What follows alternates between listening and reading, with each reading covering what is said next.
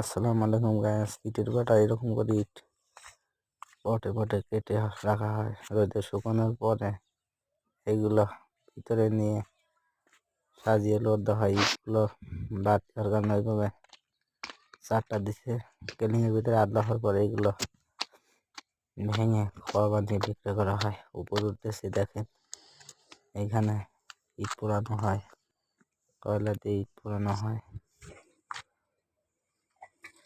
এখানে অনেক গরম,